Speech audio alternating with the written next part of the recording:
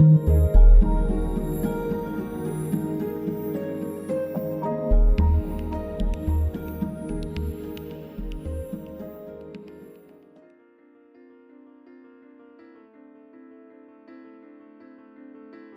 today I am talking about placemaking, which when I started my career, which wasn't that long ago, was not really even a term. It's kind of a trendy term, but to me, placemaking is to bring out the ingredients of a place that makes it a place where people want to be. And there are so many examples of those ingredients. It's the way traffic moves on a street. It's the built environment, the way things are designed. It's sidewalks that connect people to places. It's shade and trees and sounds and smells. It's having a concentration of businesses that offer a variety of services and retail, and the list can go on and on. But the main ingredient to placemaking is people.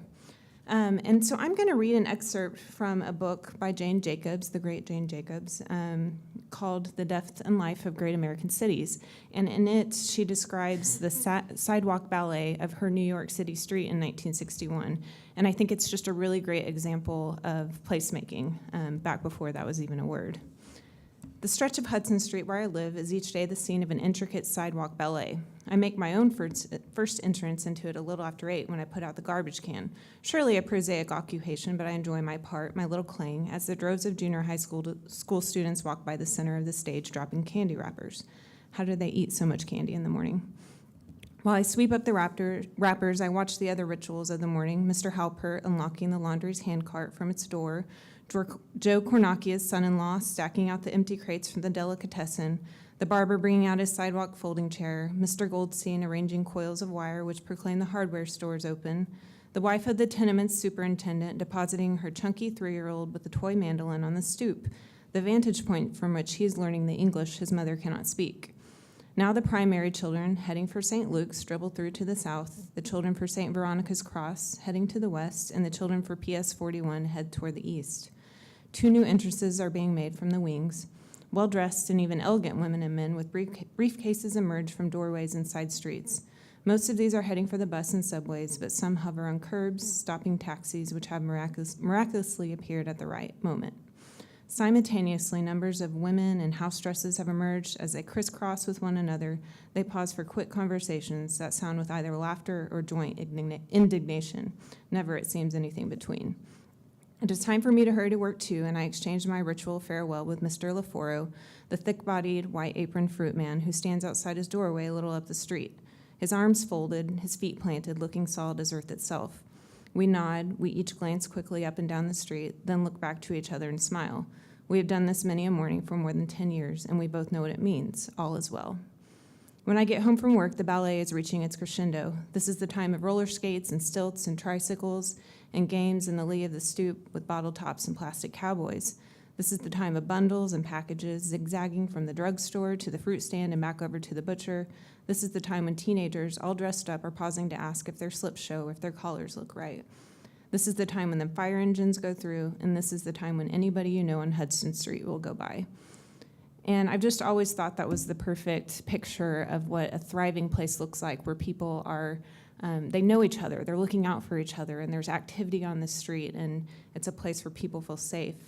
So how did I come to a passion for this kind of ballet that she describes?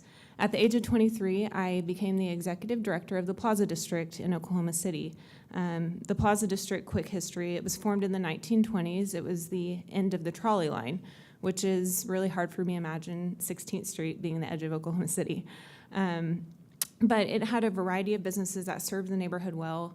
And my desk, in my office over my desk, there was a photo that hung of the district that had a hardware store, a bakery, restaurants and bars and beauty salons and an ice cream shop. And so it was a neighborhood center. But in the 80s, it fell into rapid decline. The crime rates rose, people moved out to the suburbs, and it just became a place where you didn't want to be. Bars on the windows, and the buildings eventually became just used for junk and storage and fell into disrepair. So in the mid-90s, a group of neighbors from the Gatewood neighborhood decided that they were tired of this and they were going to stay and fight for the good of their neighborhood.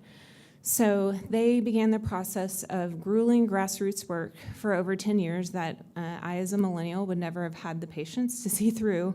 And that work led to the City of Oklahoma City investing in a streetscape for the district.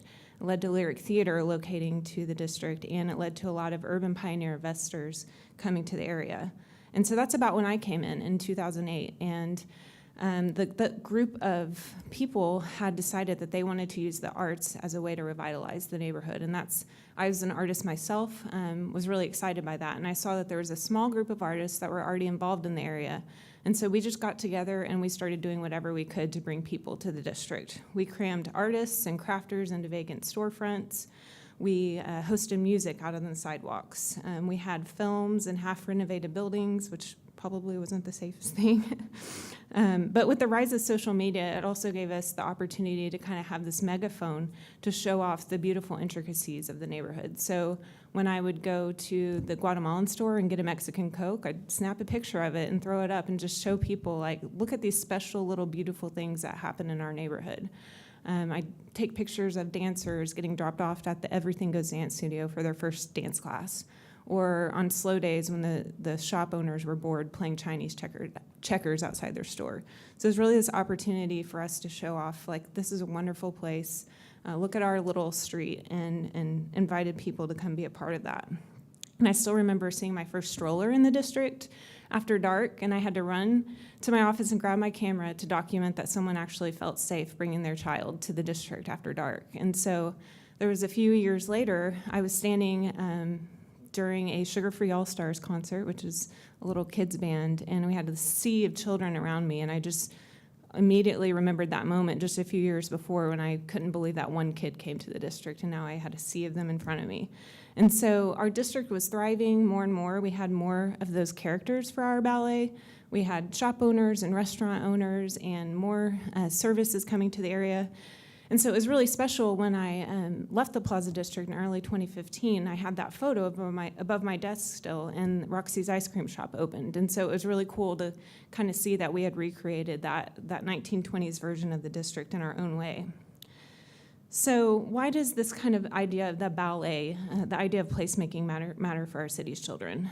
I first realized this when I was doing reading buddies. Julie Servin was a big part of our Gatewood Reading Buddy program. And my reading buddy, somehow it came up that she had never been to the Myriad Gardens. And she lives just under 2 miles away from the gardens. And I was just really impacted by that, because it just made me realize how important the Plaza District was, because it was her downtown. She couldn't access the gardens. She couldn't access the art museums and all the things that I took for granted that I could easily access. And so the district became a place for kids to experience art, for kids to kind of get to know the other kids in the neighborhood, the shop owners. Years later, I would see that same little girl taking dance classes at the dance studio as a middle schooler. And so it's really cool to be able to see why these places matter for kids to be able to get this interaction outside of the school, outside of their homes, and get them out in a place where they feel safe. I watched kids that were stealing from businesses in our neighborhood kind of be brought into the fold. The church in our neighborhood kind of brought them in, and so we were once complaining about, the problems they were causing, and here they were now volunteering and being involved. It was really cool to be able to watch the kids of our shop owners growing up, and they're being able to watch their parents be creative entrepreneurs. Also been especially nice to watch how a new generation of parents have moved into the neighborhood. And with Gatewood Elementary, there wasn't a lot of parental involvement. And so now these new families are moving in, and they're getting involved, and they're starting new programs, building playgrounds, and feeding and clothing the kids in the neighborhood. And families come to the events in the district. Teens have jobs in the district. So it's really just cool to see how transforming a place, a lot of the reasons it was done was for economic development, but there's been a lot more impact that it's had for the community past that. And so I was kind of asked to touch on what virtue kind of resonated with me, and I really just think about the virtue of open-mindedness, because managing a district is kind of the same as going to a 24-hour neighborhood association meeting. I don't know how many of you have been to one of those, but there's a lot of complaints, there's a lot of very strong opinions. And so I had business owners and property owners and neighborhood residents and volunteers that all came together to care for a place, and they had all different reasons for doing it. And so I quickly had to learn how to balance managing lots of opinions, but also looking at it from a lot of different perspectives. And so that's something I definitely had to learn, but I get a lot of enjoyment out of now. So I don't have the same part in the ballet of the Plaza District anymore. I'm now the Director of Community Outreach for Fowler Automotive.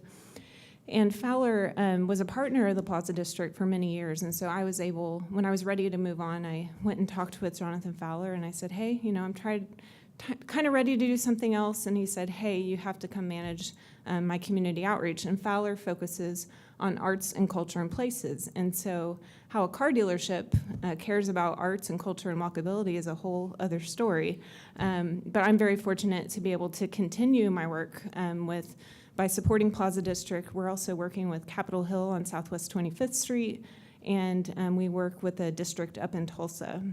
And so it's a really great opportunity for me to be able to continue to work with these areas that I love and help them kind of orchestrate their own ballets for their streets. And so as we're talking about, why does this placemaking piece matter for our city's children, I think it's really important that every area of our city has a place where people can walk to, that they can feel connected.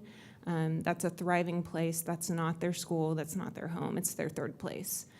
So that's what I have.